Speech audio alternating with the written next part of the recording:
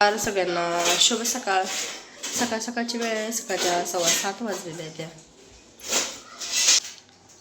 इथं आता पहिल्यांदा चहा ठेवला आहे आणि सोबतच इकडं पोरांच्या डब्याची पण तयारी चालू आहे. आज करायची डब्याला बटाट्याची सुकी भाजी. बटाटा चिरून स्वच्छ धुवून घेतला आहे. आता अलीकडे गॅसवर बटाटा फोडलेला देते. कढईमध्ये तेल ठेवले गरम व्हायला. आता तेलामध्ये पहिल्यांदा मोहरी थोडी तडतडली की लगेच जिरे,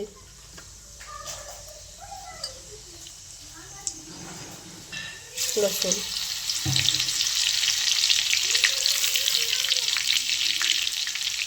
हळद, आता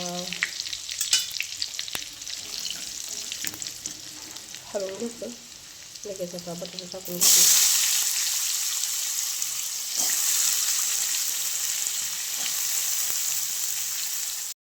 बटाटा सगळं टाकून हलवून घेतलं. आता त्याच्यामध्ये मीठ टाकते आणि काळं तिखट,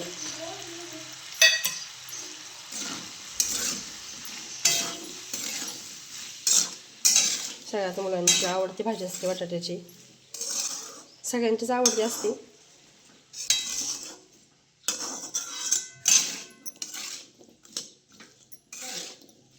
व्यवस्थित हलवून घेतले.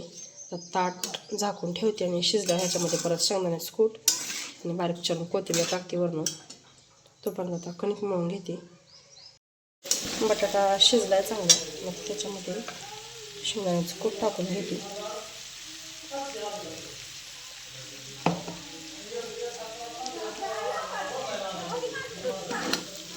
व्यवस्थित हलवून घेते सगळं. शेंगदाण्याचं कूट टाकून व्यवस्थित चांगलं हलवून घेतलं. आता वरून बारीक चिरून भरपूर अशी कोथिंबीर टाकते.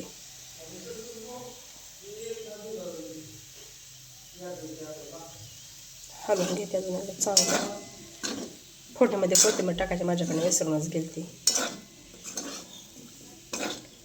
आता बटाटा थंड होते. थोड्या वेळाचं उघडच ठेवते म्हणजे डब्याला भरायला.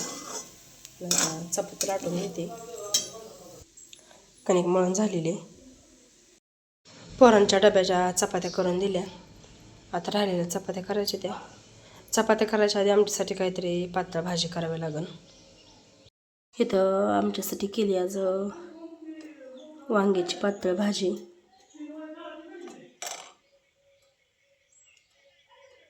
9 वाजले त्या आणि बघा हे असं वातावरण आहे आज. ऊन नाही काय नाही, आभाळ आले, एकदम शिरवाळ आहे. आणि स्वयंपाक करून झालाय. जेवण झाले ते आमची करून सगळ्यांची. आता भांडे आणले ते घासायला बाहेर. तर आता भांडे घासून घेते.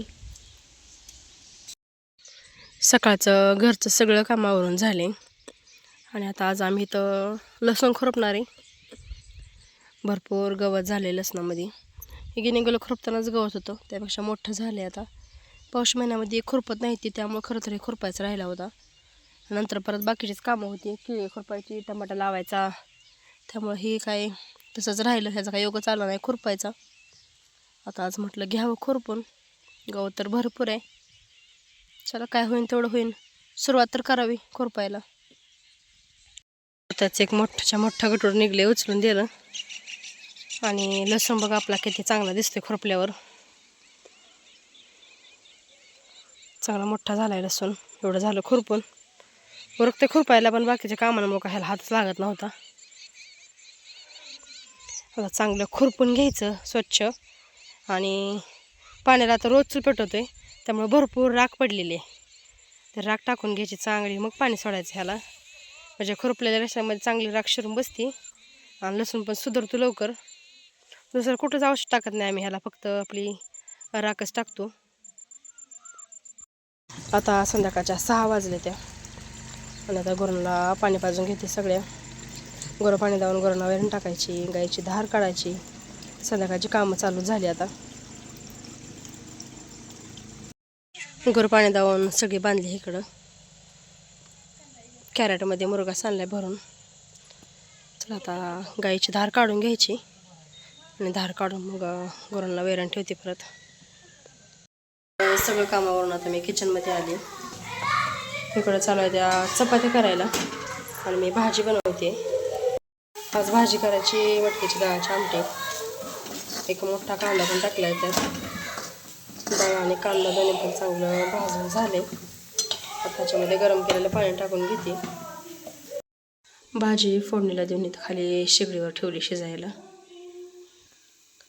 आणि आज मी करणार आहे दामट्या किंवा धपाटी, ज्या त्या भागानुसार नाव असते ती. त्याच्यासाठी मी तर 3 पिठे घेतली ती समप्रमाणात. बेसन पीठ, गव्हाचं पीठ आणि ज्वारीचं पीठ. आता हे 3 पिठं एकत्र मिसळून घ्यायची. पिठं सगळी एकत्र मिसळून घेते.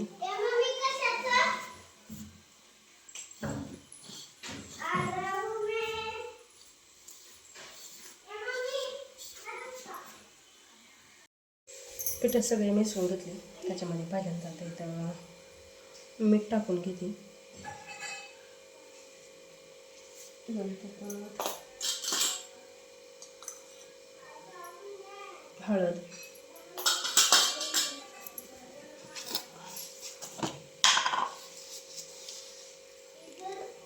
ओवा घेतलाय. थोडासा हातावर असं चोळून टाकते.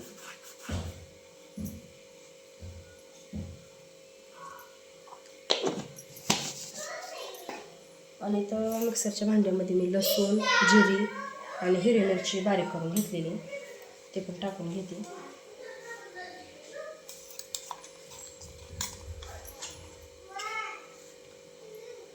माझ्या अंदाजाने एवढं बास होईल, कारण मिरची तिखट आहे. पोरं खाणार नाही ते जास्त तिखट. आणि आता महत्त्वाचं म्हणजे सर्वात कोथिंबीर भरपूर घेतली. कोथिंबीर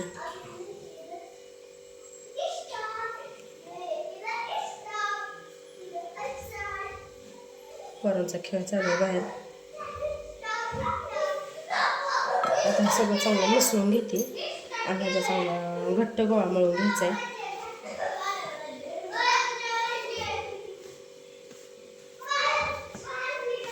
थोडं थोडं पाणी टाकून आता मळून घेते.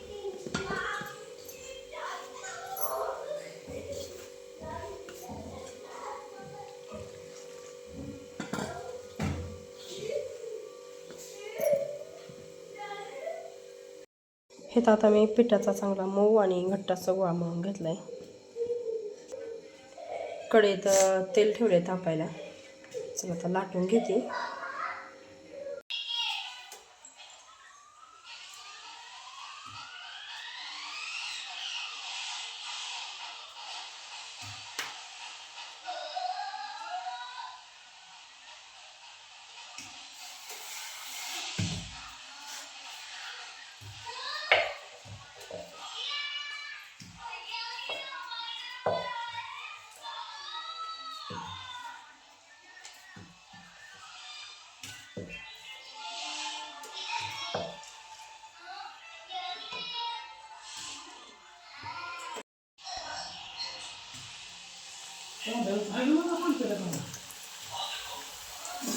धपाटे हो टेस्ट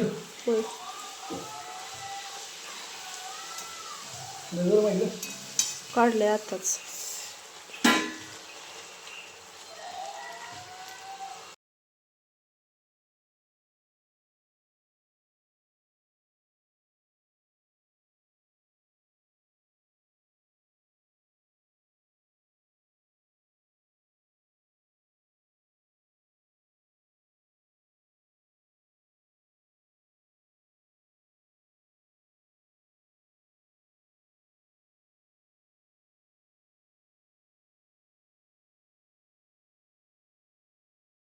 तर आता इथं माझी मस्त अशी सगळी धपाटे करून झाली ती.